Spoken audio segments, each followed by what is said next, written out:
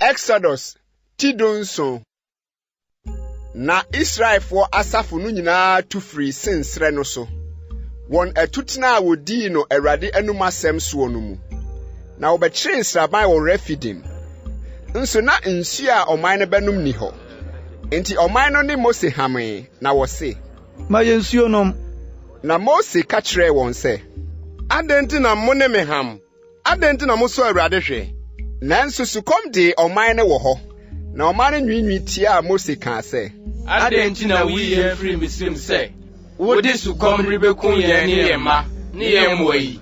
Na Mose sufre Awurade se, edie na menwome ma oman yi. Aka kuma no asimi abo. Na Awurade ka kire Mose se, sini di oman no anim. Nafa Israel mpanin mu bi ka wo ho. Nafa okuma a wodi bo esuo no kura wo nsem kɔ. Hwɛ, megyina w'anim wɔ Horeb botan no so ho. Na bɔ ɔbotan no, na nsuo befiri mu aba. Na oman no ano. Na Mose yosa wɔ Israel mpanin no anim.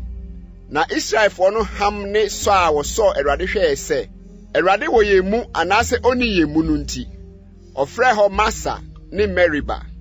Ase ne sohwɛ ne oham. Na Amalek ba bene Israel koin wɔ Refidim. Na Mose ka kyerɛ Joshua se, yi marima maye na frɛ di kɔ. Na wo ne Amalek nkɔko. Ɔkyena me de megyina kokɔ na tifi. Na makura Nyankopɔn poma no wɔ me nsam. Na Joshua yɛ ɔsɛdeɛ Mose ka kyerɛ no no ne Amalek kɔkoin.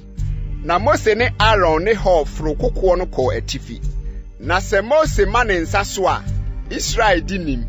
Na sɛ ogya ne nsɛm a, Amalek di nim. Na Mose nsa yɛ duru. Enti ɔfa ɔboɔ de to n'ase. Na ɔtena asoɔ. Na Aaron ne Hur sɔ ne nsa no mu. Ɔbaako wɔ ha, na ɔbaako nso wɔ ha. Na ne nsa no yɛ pintin kosi sɛ owia tɔe. Na Joshua dre Amalek ne ne man nkranta no. Na Awurade ka kyerɛ Mose sɛ, Hwɛ yei hyɛ nwoma bi mu fa yɛ nkaeɛ. Na ka hyɛ Joshua so mu sɛ pepa na mɛpepa Amalek nkaeɛ afiri soro ase. Na Mose si afɔrebukyia na ɔtoo din Yahweh Nisi. Aseɛ ne Awurade ne me frankaa. Na ɔkaa sɛ, Yi aka ntam, Awurade ne Amalek bedi ako firi awɔ ntoatoasoɔ so, de akosi awɔ ntoatoasoɔ so.